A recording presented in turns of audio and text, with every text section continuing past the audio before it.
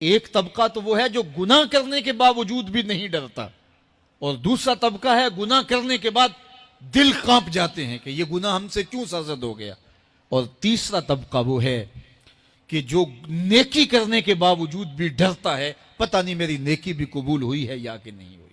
حضرت سیدنا عمر رضی اللہ تعالیٰ عنہ عید کے دن رو رہے تھے تو کسی نے روک کے کہا کہ آج تو خوشیوں بھرا دن ہے، روزوں کی تکمیل ہوئی، ہر بندہ عید منا رہا ہے اور آپ رو رہے ہیں۔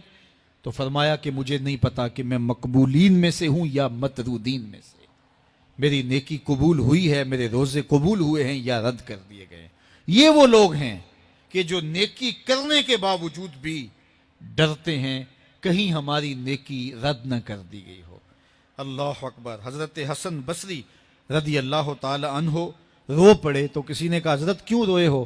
کہا اللہ کی بے نیازی سے ڈر لگتا ہے، کہیں ایسا نہ ہو کہ وہ میرے عمل قبول ہی نہ کرے اور مجھے جہنم میں ڈال دے۔ محض اس کی بے نیازی سے ڈرتے ہوئے حضرت حسن بصری رو پڑے کہ اللہ تعالیٰ جل شانہ بے نیاز ہے، اس کو کوئی پرواہ نہیں ہے، تو کہیں ایسا نہ ہو کہ میرا سب کچھ جو ہے وہ رد کر دیا جائے۔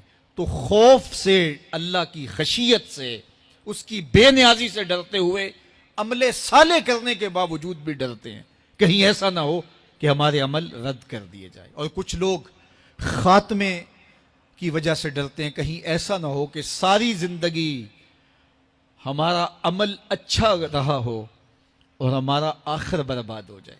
ایسے لوگ بھی ہوتے ہیں کہ جن کے عمل بہت اچھے ہوتے ہیں ساری زندگی، لیکن ان کا آخر ٹھیک نہیں ہوتا۔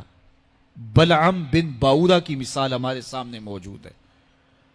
بنی اسرائیل کا مستجاب الدعوات ولی تھا، اور جب ہاتھ پھیلا کے دعا مانگتا تو منہ پہ ہاتھ بعد میں پھیرتا، قبولیت پہلے ہو جاتی، اتنا مستجاب الدعوات ولی تھا۔ پھر کیا ہوا کہ اللہ کے نبی کے خلاف اس نے ہاتھ اٹھا دیے۔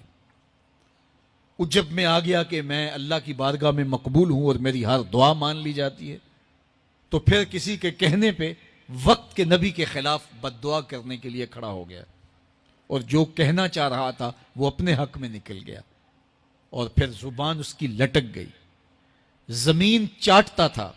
اور قرآن نے کہا مَثَلُهُ كَمَثَلِ الْكَلْبِ، اس کی مثال کتے کی مثال ہے۔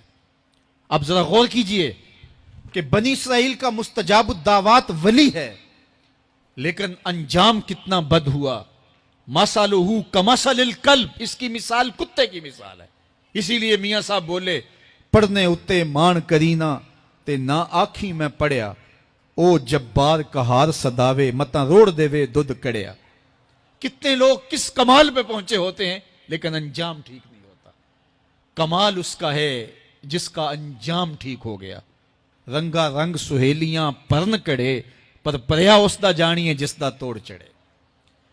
حضرت ابو ملیکہ رضی اللہ تعالی عنہ فرماتے ہیں، بخاری کتاب الایمان میں یہ روایت ہے، فرماتے ہیں میں 30 اصحاب رسول سے ملا ہوں۔